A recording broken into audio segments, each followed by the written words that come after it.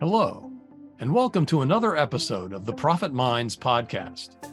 I'm your host, Dr. Stephen Kirch, creator of the Profit Minds Growth System, a unique blend of profit growth, productivity acceleration, and building robust business process for scale. In every episode, I interview entrepreneurs and small business owners from around the world with a unique story to tell. You can find the show on YouTube, LinkedIn, Apple and Google Podcasts, Stitcher, Spotify, and more. Welcome, Jim. Hello, Dr. Stephen. Good to see you. Yeah, so tell us a little bit about you and your company. What do you do? Scaling companies. Yeah, well, we've been very blessed to be surrounded with some of the most talented people in the service-based industry, with experts and influencers and the like. And we stumbled into an opportunity to start scaling these companies with sales teams and sales systems, like launches, live events, and evergreen campaigns of the like.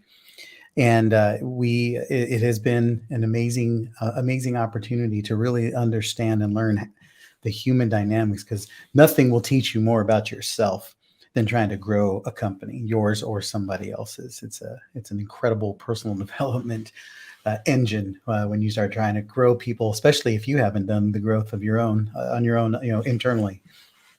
Oh, that's certainly true. And of course, one of the things that they say is that we're best able to help the former version of ourselves. Totally. Right? So the things that we have learned as we have, in your case, scaled your company, are the things that very often other small business owners are suffering from. Yeah. And it's interesting because more often than not, that conversation tends to be a little bit more tactical on the surface level. But what people don't recognize is, like, we're not going to fix your business by inserting a new lead generation strategy. I mean, that's going to be a piece of the equation. But what really has to happen is, what is it inside of you that has to be adjusted so that you believe that you're worth generating more leads, or that you're worth getting seen by more people and growing into the marketplace, and then connecting a system to that. And that's usually the tricky part. So it's a combination of mindset, and maybe mindset first, right, followed by systems that fit. Yeah. We find it's mindset first, second, later, and always. And everything else just dances in between it. Because even at our company, we've been very blessed. We've generated, over $300 million worth of sales for our clients in the marketplace. And the challenge is, every day we get bigger, and everywhere we go, there's new things we haven't figured out yet. So at every stage, I have to look around and go, oh my God, what do I need to learn to do this? Because this is scary now. I didn't do this yesterday, right? And so whether it's a new mastermind, a new offer, a new opportunity, there's always that the term, the new level, new devil, always comes up. And and the other part that people miss, which I know you've probably experienced a lot of, is the more success you attain, the more alone you feel, because there's fewer people who've attained it, no matter what it is, because that's always a true statement. Yes. I mean, no matter, and that isn't applicable only to money. No. Right? Correct. Everywhere, any time of growth. If you have a bigger team, if you have more visibility, if you're speaking on more stages, everything that grows the business opportunity is always going to seek its own level. And so if you haven't grown you ahead of the opportunity, at some point it's going to either shrink back on you if you're lucky, or more likely blow up in your face if not. So tell us a little bit about your story. How did you get to where you are today? I mean, I'd love to hear a little bit of the history of Jim Padilla.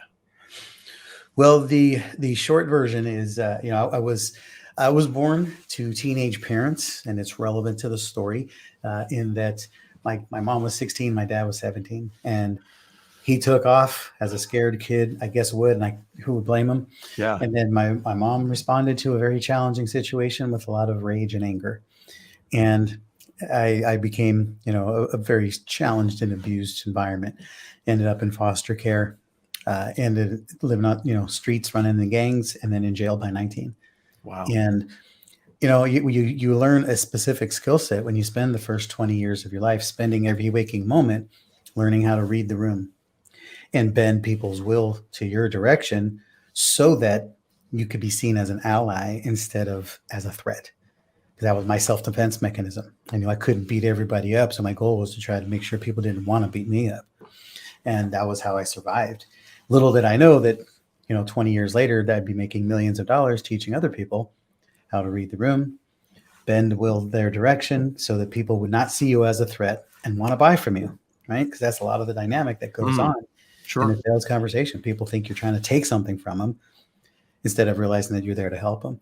So that's been the skill set. And then, of course, been able to, we had companies that started hiring us to do that for them instead of train their companies on how to do it, just bring us in to do the sales for them. And that's how our whole business model became, a thing.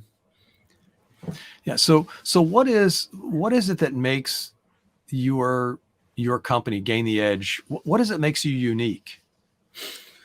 The real strength that we bring is the ability to step inside of somebody's brand. We have brand assimilation at our core. And that, again, comes from really being able to decode what my journey was, and that I could step into anybody else's room and make them feel like part of the environment. And that's at the core. That's what we do. We step inside of other companies. We improve their offer and their circumstance. And then our sales team operates inside of their brand as an extension of them, so that when people are talking to our team, they feel like they're talking to you. And then, so that way, we want to make sure that if somebody doesn't buy today, that they're around to buy tomorrow. And too many times in the sales process, that doesn't happen. They're trying to close and force somebody to buy and exhaust every option. And then if they don't buy, they're gone because it just didn't feel all that great. And we don't want that. We never want to compromise tomorrow's sale for today's sale, because we know that if we keep people in your world long enough, that they're going to buy eventually, right? They're going to turn into some sort of resource because that's why they showed up. Right. There's certainly some level of connection or some interest in what you're offering. Correct. Even if the timing isn't correct. Correct. Yeah. And the thing that most people don't recognize, if you're listening to this right now, watching this, please understand that there are more sales on the back end than there will ever be on the front end, as long as you allow that to happen and have a good system and a strategy in place. And there's a mad dash in the online business world to maximize. We call it the mad dash from clicks to cash. Everybody wants to go from a cold click to a high ticket enrollment of some kind in as fast amount of time as possible.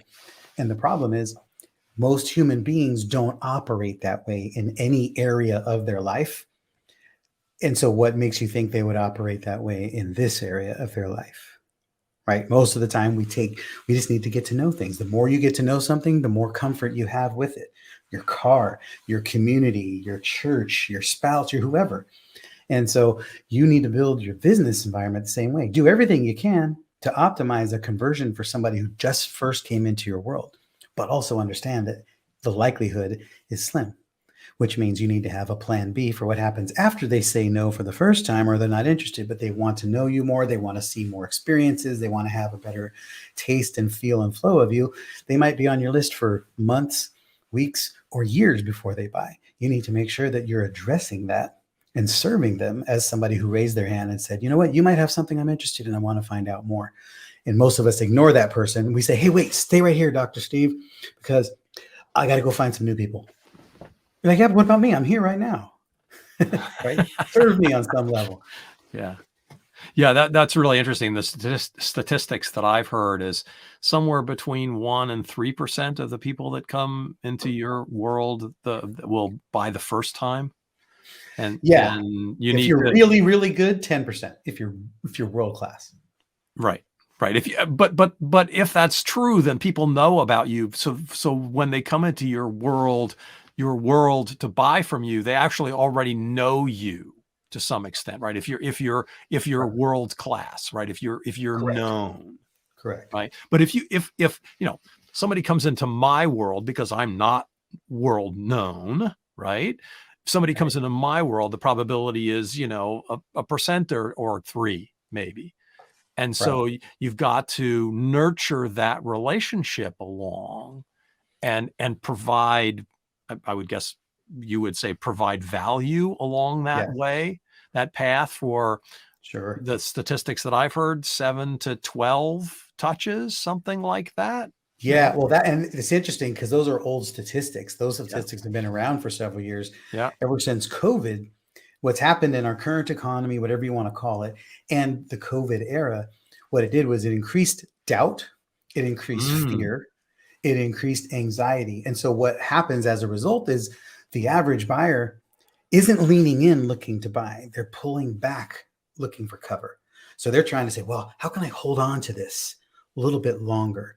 Which means you have to do a better job of going in to get them and pull them out safely so that they understand this is the best place for them to survive the new world, the new opportunity or whatever is under your guidance and your tutelage, which means what we have learned is it requires more touch, more time, and more incentive. So if it used to be 7 to 12 touches, we're finding it's more like 18 to 20 now. If you needed 6 months to talk to somebody in your world, count on about 12. Count on people being in your world longer. They just need to feel you being relevant and valuable over time so that they can feel safer to take the risk. Because in the world, everybody's telling them all kinds of reasons why they shouldn't be doing things and spending money, and the world's falling apart and the sky is falling and the economy is crashing and the politics there's no positive feedback out there.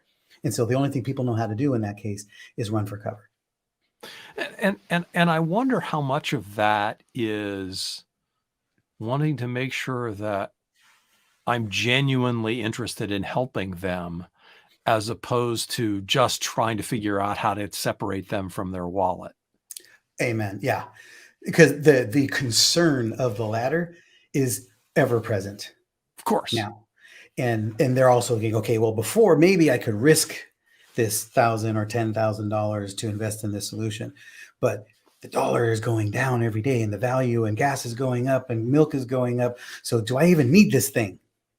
And so your job is to stay in their world and not hammer them to say, well, you should buy now. It's your job to say, hey, look, if you're still experiencing this pain, I have some other ways you might be able to solve it. Why don't you try this?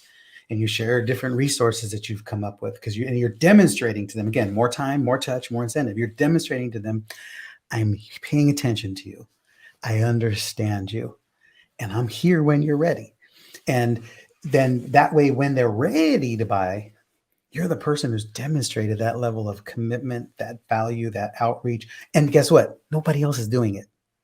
So you are in a class of one when that happens. The place where most people lose is you do some things to create some great value, open up the perspective that, you know what, they might actually want to solve this problem in the near future, but then you don't follow up, you don't stick around, and you don't retain that value. And now somebody else gets to come along and clean up on your work that you already did. They show up and they get what you call a one call close. There's no such thing because those people already had themselves wakened up to a problem. And the person who woke them up to the problem just didn't stick around to finish the job. Yeah. Yeah. So who's your ideal client? What does that look like for you? Yeah, for us, it's a purpose-based, cause-driven entrepreneur who has a burning desire inside of them to scale their company, to reach the mountaintop, because you have something that the world needs, and you're tired of not being able to reach the amount of people that you want. You just don't know the steps to put in place to be able to reach that mountaintop more effectively. So you've suffered and settled at the bottom of the mountain when you know you belong at the top, and you want to bring as many people with you as you can. So we work with a lot of experts who have a concept that is proven, and they just don't have great business systems and sales strategies to be able to get in front of more than one person at a time consistently and repeatedly so that we can replace you. Our objective is to replicate you and remove you from the sales process so you can go do the things that you were called to do instead of chasing clients and leads. So what does that look like for a client that comes into your world? We spend an awful lot of time cultivating the opportunity to be able to pull people into our system basically means we're gonna look at everything about the way you sell and find the best way to do that for the people that you serve, because every audience is not the same, every offer is not the same, et cetera. However, most of the time, the average entrepreneur is great at what they do, world class at what they do. They might have a world class solution. It's just packaged really poorly, so that it's not compelling and clear for people when they want to buy. They don't show up like, yes, that's what I need, and that's how I'm going to get it, and what I'm going to do. Most of the time, they're trying to go, what did you really say? I didn't get it. And so they don't actually have the connection to the fact that you are the best person on the planet to solve their problem, because they're still trying to figure out what you said or why it mattered. And so we clean that up as much as humanly possible, put an offer in place that will actually compel people to want to work with you and help them understand that they do have a problem that is worth solving. And then getting them in that place of, where's the journey for you to go from having a problem that's worth solving to having a problem that you're committed to solving, and then putting them in front of the right offer. And so we spend a lot of our time dialing in that intersection between that pain and solution, so that you don't have to be a world-class rock star to sell it. You just have to be able to move people across the finish line. That's the game we're playing, right? Because if you have to be a rock star to sell it, guess what? There's not as many rock stars out there as you might think. And if you're the founder and you have to be the person to sell it, then what that means is you're going to sell it for the rest of your life, because you're not replicatable. And that's never a good thing. At some point, you want to slow down or do something different and still have your business grow. Right. So we optimize those systems. Then we put the right salespeople in place, train the salespeople. We build a sales playbook, which becomes your sales training manual. And then we put salespeople on that and we run them so that they're selling your process. Really, the X factor for us is, as long as you've got an offer that is seasoned, has experience, and is proven track record of success, and you've got leads that are showing up that can actually take advantage of this opportunity. So that sounds, is it then a done for you system? That is what we do. We are a done for you sales provider. Yes. Okay. We also have a sales training arm for people who just need to optimize their sales and want to be at that place. But our end game, our objective is to move people to a place where they're not doing their sales, whether it's hiring us as an outsourced solution or hiring and building your own sales team. You still require the same things we're talking about. Sure. Yeah. I run into this all the time with small business owners. Again, as you say, they're really great at what they do. They're not really great at business. Correct. They're not really great at sales. They're not really great at sometimes it's how to run a team, because right. They're solopreneurs and they haven't really had much in the way of leadership training or management experience. It's the E-Myth. Right. It's right. Again, you're a great technician, but you need coaching. You need help, whether it's in the sales arena or in, how to get stuff done. All of those things are, how to be efficient with your time or effective with your time.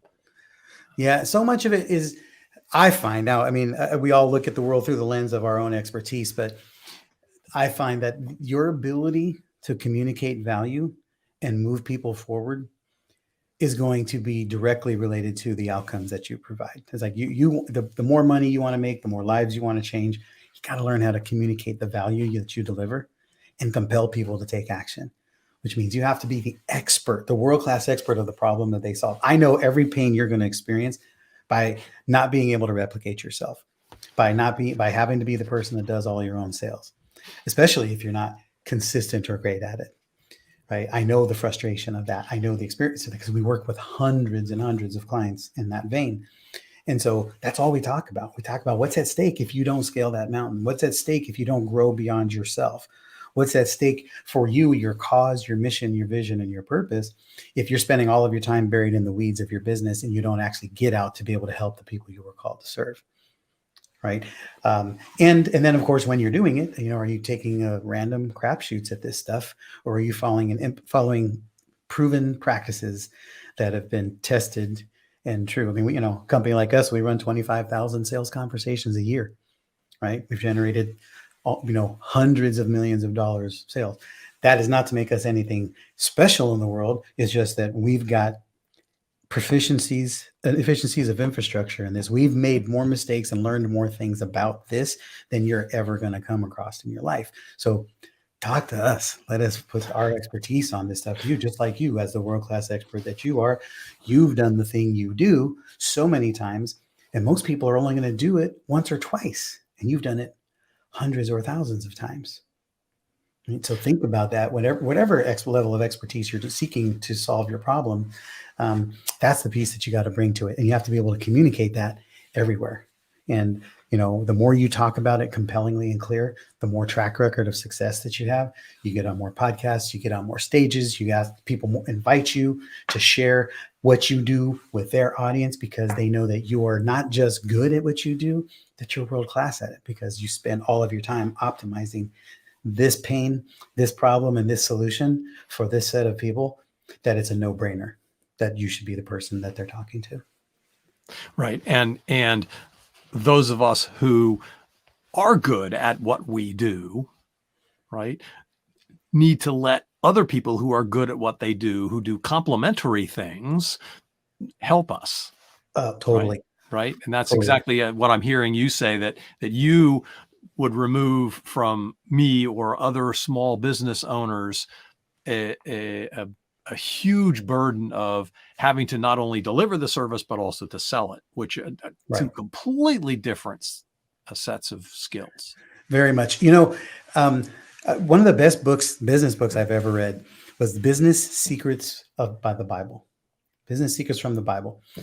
And what it was is a rabbi who wrote this book, and his whole perspective was based on how the Jewish community provides opportunity for everybody in the community with everything they do. So even as a homeowner, I could clean my gutters and I could mow my lawn and I could wash my car, but there's other people in the community who make a living doing that. So why don't you provide, as a homeowner, what you're doing by becoming a homeowner in the Jewish community is you're providing opportunity for other people in the community to have a living.